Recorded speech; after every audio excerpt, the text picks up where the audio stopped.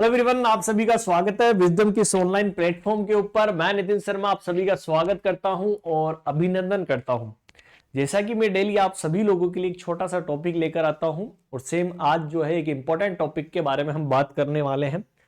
सबसे पहले बात करते हैं कि सर मम्स वायरस जो है वो क्या कोज करता है, मम्स का दूसरा नाम क्या होता है, इसका इंक्यूबेशन पीरियड कितना होता है, क्या क्या साइन एंड सिम्टम हमें दिखाई देते हैं, इन सभी के बारे में मैं आपको बताने वाला हूं।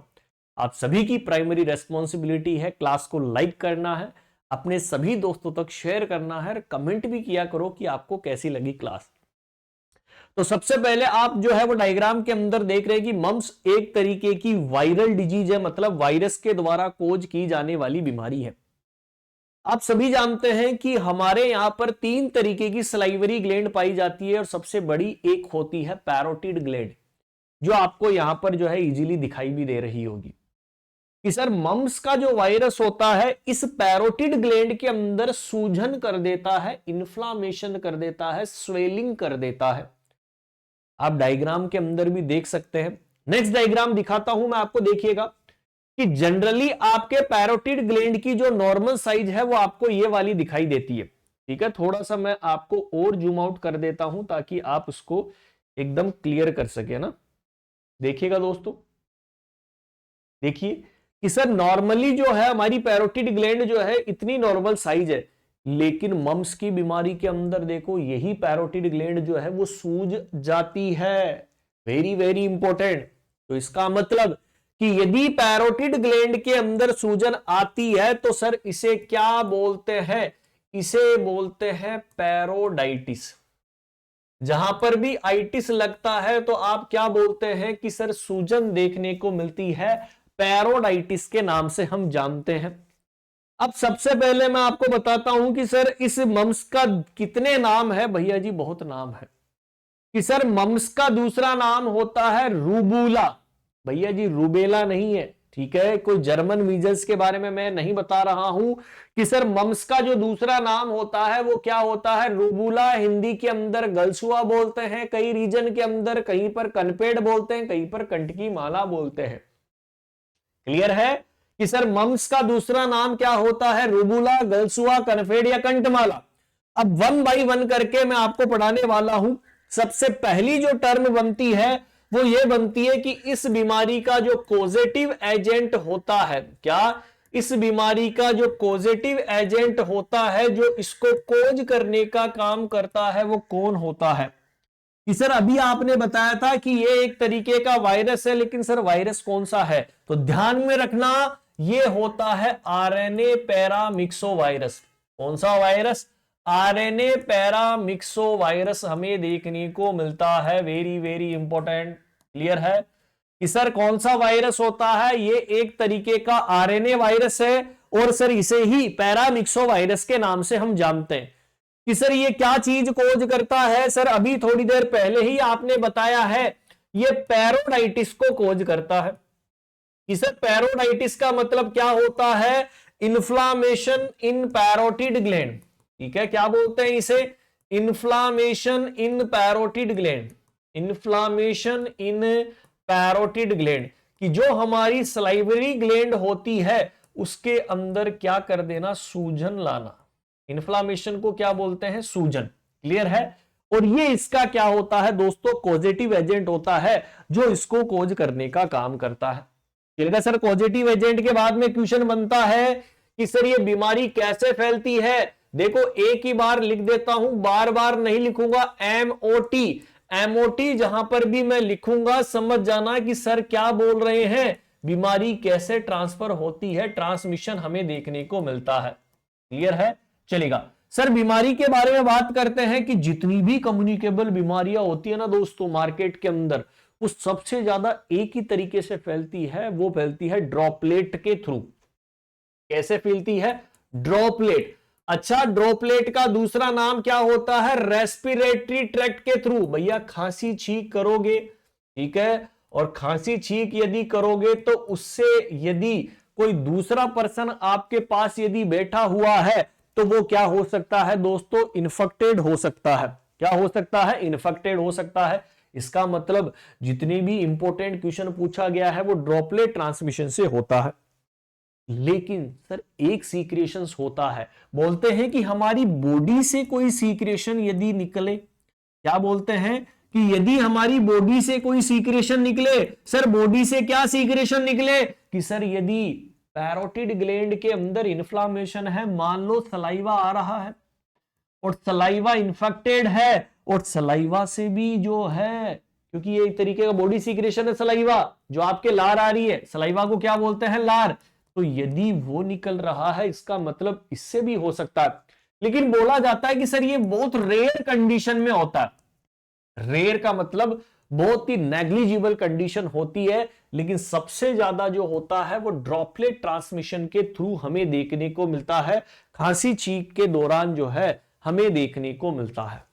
क्लियर है, चलेगा सर। ये बीमारी मोड ऑफ ट्रांसमिशन भी हमने पढ़ लिया। सर फिर आता है दमदार क्वेश्चन, इंक्यूबेशन पीरियड। देखो इंक्यूबेशन पीरियड की ट्रिक कोई है नहीं, याद करना ही पड़ेगा। बोलते हैं कि सर 14 से लेकर 21 डेज का क्या देखने को मिलता है, इंक्यूबेशन पीरियड हमें देखने को मिलता है। कितना, 14 से लेकर कितना, 21 दिन। या कभी कभी आपको एग्जाम के अंदर पूछ ले कि सर एवरेज कितना होता है, तो एवरेज 2 से 3 वीक। अरे भैया जी कान को इधर से पकड़ो या इधर से पकड़ो, बात एक ही है। अरे 2 वीक बोले तो कितना होता है, 14 डेज, 3 वीक बोले तो 21 दिन। तो नाम तो वही है, बस कान को कैसे भी पकड़े एग्जामिनर कि एवरेज यदि हम बात करते हैं तो 2 to 3 वीक्स हमें देखने को मिलता है। चलेगा सर, ये बात सही है। नेक्स्ट क्वेश्चन बनता है कि सर इस बीमारी का पीरियड ऑफ कम्युनिकेबिलिटी कितना है। अच्छा, यहां पर एक टर्म आपके लिए आई है, पीरियड ऑफ कम्युनिकेबिलिटी। कम्युनिकेबिलिटी का मतलब है कि ये जो बीमारी होती है दोस्तों, ये इसका टाइम ड्यूरेशन कितना होता है फैलने का। कि यदि मान लो ये मेरे अंदर बीमारी आ गई और अब मेरे अंदर यदि वो प्रेजेंस है वायरस, इसका मतलब वो कितने टाइम तक फैलाने की क्षमता रखता है, तो वो क्या कहलाता है, पीरियड ऑफ कम्युनिकेबिलिटी कहलाता है। क्लियर है सर। बोला जाता है कि 4 से 5 दिन आने से पहले और 7 से 10 दिन जाने के बाद। क्लियर है, इंपॉर्टेंट बात है, लिख लेना। पीरियड ऑफ कम्युनिकेबिलिटी कितना होता है, 4 to 5 days before, 4 to 5 days before, कि सर 4 से 5 दिन से पहले and 7 to 10 days after, and 7 to 10 days after. Line समझना कि 4 से 5 दिन आने से पहले, ऑनसेट मतलब इस बीमारी के होने से पहले, और 7 से 10 दिन होने के बाद। देखो इंक्यूबेशन पीरियड 14 से 21 दिन है, इसका मतलब 4 से 5 दिन तो उधर चले गए और 7 से 10 दिन इधर आ गए, तो करीबन कितना निकल कर आ गए, वही सर इंक्यूबेशन पीरियड के ऊपर निकल कर आ गया। और ये क्वेश्चन पूछा हुआ है एग्जाम के अंदर कि सर मम्स बीमारी का पीरियड ऑफ कम्युनिकेबिलिटी कितना होता है। ये सभी कॉम्पिटिटिव एग्जाम के अंदर पूछा जाएगा। तो क्या करोगे, 4 से 5 दिन पहले और 7 से 10 दिन बाद जो वायरस घुसा है उसके दौरान पीरियड ऑफ कम्युनिकेबिलिटी कहलाता है। चलेगा। फिर आता है सर क्वेश्चन कि मान लो कि मेरे अंदर इस वायरस का इन्फेक्शन हो गया। अब यदि मेरे अंदर एक बार यदि वायरस का इन्फेक्शन हो गया तो मेरी बॉडी के अंदर लाइफ टाइम के लिए इम्यूनिटी दे जाएगा, भविष्य के अंदर मुझे यह बीमारी नहीं होगी। लेकिन यदि भविष्य के अंदर हो भी जाए, यदि भविष्य के अंदर बीमारी दोबारा यदि हो जाती है, कि single time can infection can provide the life time immunity. यदि आपको एक बार इन्फेक्शन हो गया तो लाइफ टाइम तक इम्यूनिटी दे देगा, लेकिन यदि हो भी जाए तो उसे बोलते हैं सेकेंडरी अटैक रेट। तो एक लाइन लिखिएगा, क्या लिखोगे, single time infection, single time infection can provide life time immunity. कि यदि एक बार इन्फेक्शन हो गया तो आपको लाइफ टाइम के लिए इम्यूनिटी दे जाएगा। Is that clear, life time के लिए इम्यूनिटी दे जाएगा। तो मैं बोलूं कि सेकंड अटैक रेट क्या होगी, सेकंड अटैक रेट दोबारा होने की क्षमता क्या होगी, सर 0% होगी। क्या होगी, 0%। लेकिन सर यदि खुदा ना खास्ता यदि दोबारा हो भी गया तो उसे क्या बोलते हैं? Secondary attack rate. उसे क्या बोलते हैं? सेकेंडरी अटैक रेट के नाम से जानते हैं। और यदि सर भविष्य के अंदर हो गया दोबारा तो सर 86% चांसेज है कि साइन एंड सिम्टम वहां पर आएंगे। कितना? 86% चांसेज है। देखो दोबारा होने के चांसेस 0% है, लेकिन यदि भविष्य के अंदर हो गया तो इसका मतलब सर ये 86% तक आपको क्या करेगा? अफेक्टेड करेगा बॉडी के अंदर। क्या सर ये प्रेगनेंसी को भी अफेक्ट करता है? बिल्कुल बच्चों जी, ये उस बच्चे को भी अफेक्ट करेगा यदि कोई महिला है जो फर्स्ट ट्राइमेस्टर ऑफ प्रेगनेंसी के अंदर है। फर्स्ट ट्राइमेस्टर का मतलब जो शुरुआत के 3 महीने हैं वो फर्स्ट ट्राइमेस्टर ऑफ प्रेगनेंसी है। और यदि उस महिला गर्भवती महिला है, प्रेग्नेंट लेडी है और वो फर्स्ट ट्राइमेस्टर के अंदर है तो ये उस बच्चे को भी क्या करने वाला है? अफेक्ट करने वाला है। तो ये क्या होगा? हार्मफुल टू फीटस, कि ये उस बच्चे के लिए भी खतरनाक रहने वाला है। हार्मफुल का मतलब ये उस बच्चे को भी क्या करेगा? हार्मफुल करेगा। इफ इट, यदि वह इंफेक्शन कब हुआ? फर्स्ट ट्राइमेस्टर के अंदर। कब हुआ? Occurs during first trimester of pregnancy. कब देखने को मिला? First trimester of pregnancy. और ये क्वेश्चन आपको पूछ सकता है कि यदि प्रेगनेंसी के अंदर पहली ट्राइमेस्टर या जो है पहला महीना, दूसरा महीना, तीसरे महीने के अंदर है, क्या उस बच्चे को हार्मफुल होगा? तो आप क्या बोलोगे? सभी लोग बिल्कुल सर हार्मफुल होगा, उस बच्चे को अफेक्ट करने वाला है। क्लियर है? बिल्कुल सर, ये वाली बात भी सही है। फिर सर आता है क्लिनिकल मैनिफेस्टेशन, कि सर हमें क्या क्या साइन एंड सिम्टम जो है वो दिखाई देते हैं इस बीमारी के। सर पहला तो यही बनता है कि हमारी बॉडी के अंदर 30% से 40% तक जो है वो एसिम्टोमेटिक रहते हैं केसेज। अच्छा, एसिम्टोमेटिक का मतलब है कोई साइन एंड सिम्टम हमें शुरुआत की अवस्था में नहीं दिखाई देते हैं। वेरी वेरी इंपॉर्टेंट कि सर शुरुआत की जो मम्स की अवस्था होती है, शुरुआत की 30 से 40% केसेज के अंदर हमें कोई भी सिम्टम्स दिखाई नहीं देते हैं। ये ध्यान रखना है। ठीक है? यस या नो? समझ में आ गया? अच्छा, पीरियड ऑफ कम्युनिकेबिलिटी मैंने बता दी आपको कि सर कब? कि 4 से 5 दिन पहले और 7 से 10 दिन बाद के अंदर जो है वो देखने को मिलता है।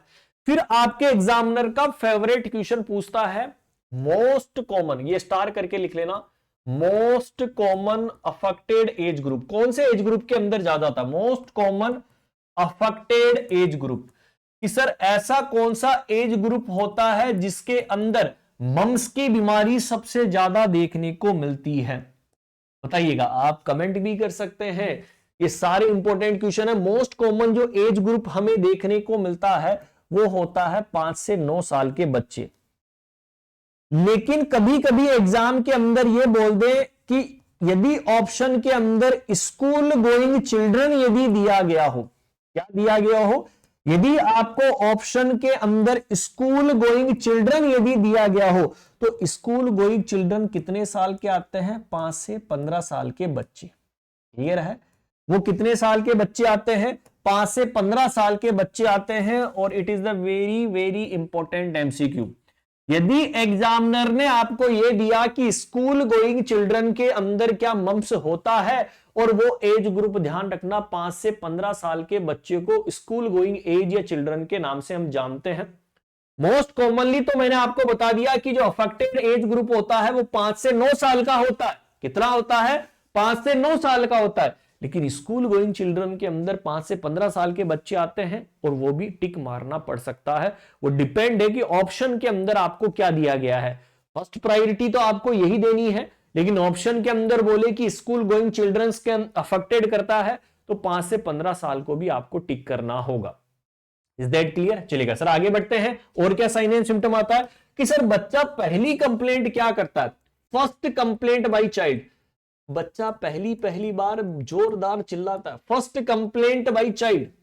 फर्स्ट कंप्लेंट बाई चाइल्ड कि सर सबसे पहले बच्चा जो होता है वो क्या कंप्लेंट करता है? और भयंकर क्वेश्चन बनता है, वो बोलता है कि मेरे कान के अंदर दर्द हो रहा है। कान में क्या हो रहा है? दर्द मुझे देखने को मिल रहा है। ईयर एक हमें देखने को मिल रहा है, कान में दर्द हो रहा है। और सर वो ये बोलता है, जब कान में भी दर्द होता है, वो ये बोलता है कि मेरा स्पेशली नाइट टाइम के अंदर दर्द ज्यादा होता है।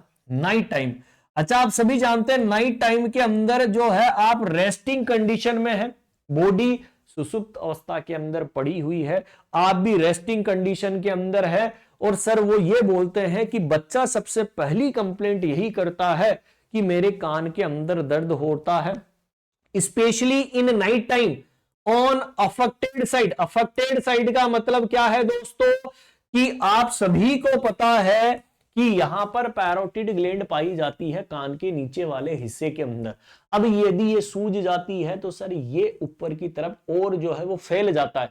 और सर जैसे ही यहां पर ये ऊपर की तरफ जाता है तो कान के अंदर भिमरी बोलती है दोस्तों। अरे टिनिटस देखा होगा, सेम आपको वही लाइन यहां पर चेपनी है कि सर सबसे पहले बच्चा क्या कंप्लेंट करता है कि मेरे कान के अंदर दर्द हो रहा है, बोलता है कि मुझे नाइट टाइम के अंदर सबसे ज्यादा दर्द देखने को मिलता है उस अफेक्टेड साइट के अंदर जहां पर हम बात कर रहे हैं।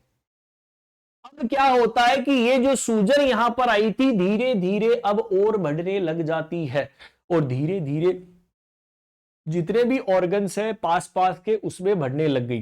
तो यदि आपको नेक्स्ट पॉइंट यदि बोला जाए कि ये हर सूजन जो है वो आगे बढ़ती है, नेक्स्ट डे स्वेलिंग, कि सर अगले दिन जो स्वेलिंग आती है, नेक्स्ट डे जो स्वेलिंग हमें देखने को मिल रही है, स्वेलिंग को हिंदी के अंदर क्या बोलते हैं? सूजन। कौन सा जन? सूजन। कि सर ये नेक्स्ट डे जो स्वेलिंग हमें देखने को मिलती है, starts which involve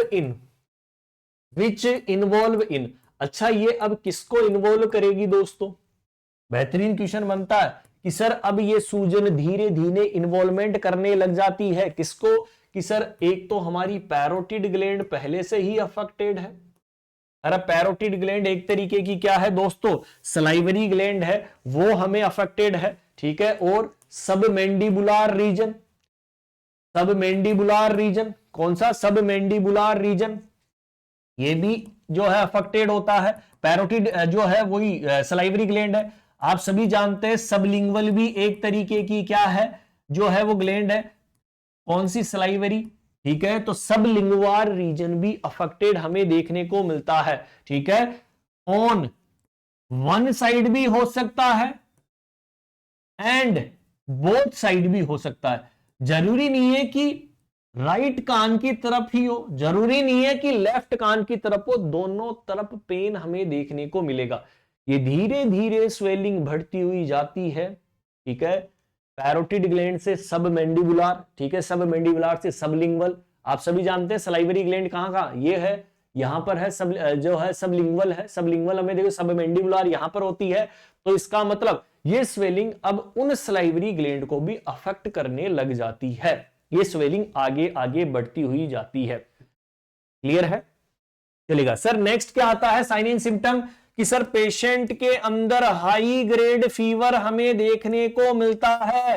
high grade fever का मतलब है बुखार बहुत तेजी से हमें देखने को मिलता है। सर पेन होता है, pain in opening of mouth, की जब भी वो अपने मुंह को खोलने की कोशिश करता है तो उसको सर भयंकर तरीके का पेन हमें देखने को मिलता है। सर जितने भी हमारे लिम्फ नोड होते हैं पास वाले, उन सभी लिम्फ नोड के अंदर क्या आ जाती है? स्वेलिंग। मतलब कि सर ये हमारे जो पास वाले जो लिम्फ नोड होते हैं, उन सभी लिम्फ नोड के अंदर हमें क्या देखने को मिलती है? स्वेलिंग हमें देखने को मिलती है। बोलते हैं कि सर ये स्वेलिंग कब सबसाइड हो जाती है, कब चली जाती है? Swelling is subside. अरे ये कब खत्म हो जाती है? स्वेलिंग जो सूजन आ रही थी, वो सूजन जो है वो कब खत्म हो जाती है? 2 से 3 वीक के बाद में, ठीक है। ये सूजन जब आई थी तो 2 से 3 वीक के बाद में, 1 to 2 वीक, 1 to 2 वीक, कि 1 से 2 वीक के अंदर ये सूजन जो होती है वो सबसाइड हो जाती है। सबसाइड का मतलब होती है ये चली जाती है, ये फिर हमें अफेक्टेड नहीं करती है। तो ये सभी साइन एंड सिम्टम आपको दिखाई देते हैं। सभी को समझ में आ गया होगा कि क्या क्या साइन एंड सिम्टम आते हैं। Is that clear? चलेगा।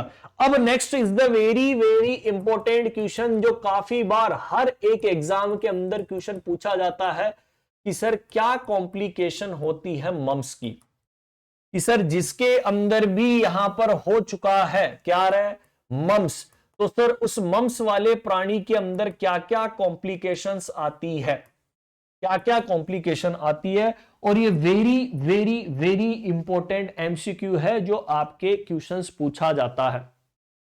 अब सर यहां पर अलग अलग की तरीके से क्वेश्चन बनते हैं। सबसे पहला बनता है अमंग चिल्ड्रन, कि बच्चों के अंदर हमें क्या कॉम्प्लिकेशन देखने को मिलती है। पहला क्वेश्चन क्या बनता है कि सर बच्चों के अंदर मोस्ट कॉमनली हमें क्या चीज देखने को मिलती है, और बोलते हैं कि बच्चों के अंदर होता है एसेप्टिक मेनिंजाइटिस। क्या होता है? Aseptic meningitis. क्या देखने को मिलता है दोस्तों? एसेप्टिक मेनिंजाइटिस की कंडीशन हमें देखने को मिलती है। एनसेफेलाइटिस की कंडीशन हमें देखने को मिलती है। क्या देखने को मिलती है? एनसेफेलाइटिस। देखो यदि आपको एग्जाम के अंदर क्वेश्चन पूछा जाए कि most common complication of mumps, देखो दोबारा से रिपीट कर रहा हूं, यदि आपको एग्जाम के अंदर क्या क्वेश्चन पूछा जाए कि most common complication of mumps, तब आंसर आंख बंद करके आंसर करना है aseptic meningitis. Most common complication, सबसे ज्यादा जो मोस्ट कॉमन कॉम्प्लिकेशन आती है वो कौन सी आती है? Aseptic meningitis is the very very important MCQ, और बहुत बार एग्जाम के अंदर पूछा जाता है। आंख बंद करके आपको आंसर करके आना है दोस्तों। क्लियर है? तो सर ये बच्चों के अंदर मोस्ट कॉमन हमने बता दिया। फिर आता है अमंग एडोलसेंट। अब भैया जी एडोलसेंट एज ग्रुप के अंदर आते हैं, ठीक है, और ये भी एक सर इंपॉर्टेंट क्वेश्चन लेकर आता है कि एडोलसेंट के अंदर सर क्या चीज जो है वो देखने को मिलती है, या एडोलसेंट यदि ऑप्शन में ना हो या ओल्डर चिल्ड्रन दे रखा हो, ठीक है, समझ जाना, या तो एडोलसेंट दे रखा होगा या आपको ऑप्शन के अंदर दे रखा होगा कि ओल्डर चिल्ड्रन के अंदर जो है वो क्या चीज कॉम्प्लिकेशन हमें देखने को मिलती है। मेरे सभी धतूरे आंसर करके आएंगे ऑर्काइटिस। ऑर्काइटिस क्या बोलते हैं? ऑर्काइटिस। ऑर्काइटिस को क्या बोला जाता है? Pain in testis. Pain in testis, testis के अंदर हमें क्या देखने को मिलता है? पेन हमें देखने को मिलता है। अब भैया जी टेस्टिस जो होता है वो स्पर्म बनाने का काम करता है, यस या नो? बिल्कुल सर। अब सर टेस्टिस ही यहां पर अफेक्टेड यदि हो गया है, इसका मतलब क्या यहां पर स्पर्म बनेगा? नहीं बनेगा। इसका मतलब ये आगे चलकर किस चीज को लीड करता है? इनफर्टिलिटी को लीड करता है। तो आगे चलकर विच में लीड ऑफ इनफर्टिलिटी, आगे चलकर किस चीज को अफेक्ट करता है? इनफर्टिलिटी। वो कभी बच्चे पैदा नहीं कर पाता। इनफर्टिलिटी जो है वो बच्चे पैदा नहीं कर पाता है। इस ऑर्काइटिस की वजह से पेन होता है टेस्टिस के अंदर, इन्फ्लामेशन आ जाता है, जिसकी वजह से सर वो बच्चे पैदा नहीं कर पाएगा, और इनफर्टिलिटी को क्या करता है दोस्तों? कोज करने का काम करता है। चलेगा सर, ये बात भी जो है बता दी। थर्ड लिखिए अदर कॉम्प्लिकेशन, कि सर और भी कॉम्प्लिकेशन, अदर कॉम्प्लिकेशन भी हमें देखने को मिलती है। कि सर अदर कॉम्प्लिकेशन क्या होती है? कि सर महिलाओं के अंदर क्या देखने को मिलता है? ऊफेराइटिस। और ये बहुत ही भयंकर तरीके का क्वेश्चन है। ऊफेराइटिस इन फीमेल्स, कि सर महिलाओं के अंदर जो ओवेरी होती है उस ओवेरी का इन्फ्लामेशन हो जाना, यही क्या कहलाता है? ऊफेराइटिस की कंडीशन कहलाती है। और यह भी क्वेश्चन पूछा हुआ है कि ऊफेराइटिस महिलाओं के अंदर हमें इन्फ्लामेशन देखने को मिलता है, ठीक है। नेक्स्ट थायराइड ग्लैंड के अंदर थायराइडाइटिस की कंडीशन हो जाती है। सर मायोकार्डाइटिस हो जाता है। मायोकार्डाइटिस का मतलब कि सर जो हमारी हार्ट की जो मसल होती है मायोकार्डियम, उसके अंदर इन्फ्लामेशन जो है वो देखने को मिलता है। सर जो पेनक्रियाज होता है उसकी पेनक्रियाज के अंदर पेनक्रेटाइटिस की कंडीशन हमें देखने को मिलती है। तो ये कुछ अदर कॉम्प्लिकेशन है जो हमें याद रखनी होती है। क्लियर है? चलेगा। सर ये बात भी सही है, कॉम्प्लिकेशन भी हमने पढ़ ली। अब सर दोस्तों आती है वैक्सीन की बारी, ठीक है। अब आती है वैक्सीन, और वैक्सीन के लिए इंपॉर्टेंट क्वेश्चन इसलिए हो जाता है कि इंडिया के अंदर कौन सा स्ट्रेन काम में लिया जाता है, ठीक है। क्वेश्चन क्या बनता है, स्ट्रेन। जिस तरीके से आप बीसीजी का स्ट्रेन पढ़ते हैं दानिश 1331, यस या नो, उसी तरीके से यहां पर भी इस वैक्सीन का स्ट्रेन पूछा जाता है, ठीक है। एक होता है जेरिल लाइन, कौन सा आता है, जेरिल लाइन। आप लोगों ने पढ़ा होगा, नहीं पढ़ा है तो मैं बता देता हूं कि जेरिल लाइन स्ट्रेन हमें देखने को मिलता है। एक आता है एल जरीब, ZAGREB, ठीक है। और बोलते हैं कि ये हमारे इंडिया के अंदर चलता है। ये कहां पर चलता है, ये हमारे इंडिया के अंदर जो है ये वाला चलता है, एल जरीब स्ट्रेन जो है इंडिया के अंदर चलता है। आईएम रूट से जो है इंजेक्शन लगाते हैं, सिंगल डोज लगाते हैं, एक ही डोज लगाई जाती है इसकी, और बोलते हैं कि 0.5 ml घोपा जाता है, ठीक है। आईएम रूट से लगाते हैं, सिंगल डोज लगाते हैं और 0.5 ml जो है लगाते हैं। ये तो मैंने इस स्ट्रेन के बारे में बताया है, जो ये वाला स्ट्रेन जो है इंडिया के अंदर चल रहा है। लेकिन वैसे आप एमएमआर या एमआर की वैक्सीन लगाते हैं आजकल तो, ठीक है। एमएमआर की 12 मंथ के बाद में लगाते ही हो, अरे यस या नो, आफ्टर 12 मंथ के बाद में एमएमआर की वैक्सीन लगती है। लाइव वैक्सीन होती है, सबक्यूटेनियस रूट से हम लगाते हैं 0.5 ml। लेकिन यदि आपको ये वाली पूछ ले कि हमारे इंडिया के अंदर इस स्ट्रेन की एल जरीब जो है वो लगता है आईएम रूट से, सिंगल डोज 0.5 ml जो है ये लगाई जाती है। ये एक छोटी सी कहानी मैंने आपको सुनाई, किसकी दोस्तों, आपके मम्स की। आई होप आप सभी को समझ में आ गया होगा किस तरीके से पैरोटिड ग्लैंड के अंदर स्वेलिंग होती है।